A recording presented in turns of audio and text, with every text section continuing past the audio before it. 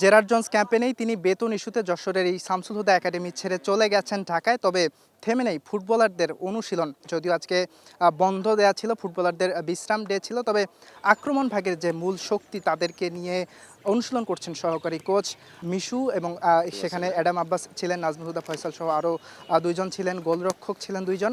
তারা সেখানে শুরুতে কিছুক্ষণ ওয়ার্ম আপ করেন এবং এরপরে তারা শুধুমাত্র গোলের প্র্যাকটিসটা করেন। এবং এখানে যেহেতু শুধুমাত্র তারাই প্র্যাকটিস করছে এবং বাকি সময়টা কিন্তু অন্যান্য যে ফুটবলার ছিল তারা কিন্তু বারান্দায় এসে তাদের সেই অনুশীলনটা দেখেছে।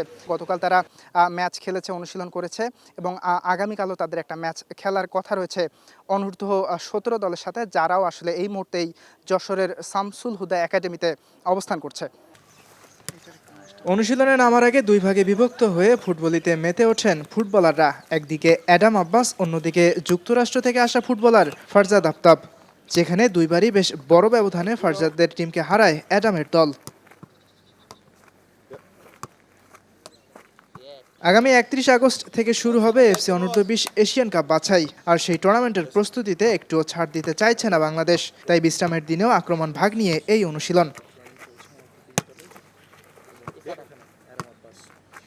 এবার আক্রমণের প্রাণভ্রমর হিসেবে দেখা যাবে অ্যাডাম আব্বাসকে। অ্যাডাম বাংলাদেশে এসেছেন মাত্র 2 দিন আগে।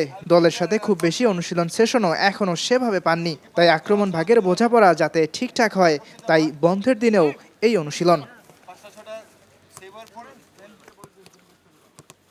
ইয়াসির আরাফাত সবুজ, স্টার প্লে, যশোর।